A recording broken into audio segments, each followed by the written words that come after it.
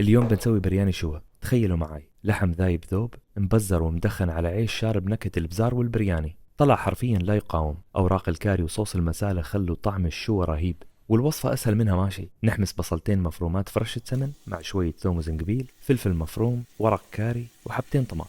نعطيهم رشة محترمة ملح، ملعقة بهارات برياني، وملعقتين بزار شوا، ونحمسهم لحتى ما يطلع عنا صوص ثقيل نشرب فيه العيش. نحط أوراق موز في الصفرية كطبقة حماية للحم، وننزل عليه الشوا، وأحسن خليه قطع كبيرة علشان يظل طري وذايب عند التقديم. نغلي 3 أكواب عيش مغسول ومنقوع، ولازم يكون عيش بسمتي نثري عليه نكهة الأصالة مثل عيش كناري. نعطيه رشة ملح، شوية بهارات صحيحة، ونخليه يستوي مال 90%. ننزل نص صوص البرياني سيدة على الشوا، ونحط فوقهم نص كمية العيش، ونسوي نفس الطبقة مرة ثانية لحتى ما نخلص كل شيء. نعطي الصفرية رشة زعفران، خطين ملون طعام اختياري، وشوية كزبرة. نخلي الصفرية على أهدى نار ساعة إلا ربع، ويكون البرياني جاهز. نقلب الصفرية على صحن التقديم، ولازم نقدمه على ورق موز دامه برياني وشوا. نزينه في رشة كزبرة، نقدمه مع روب، وعليكم بألف عافية.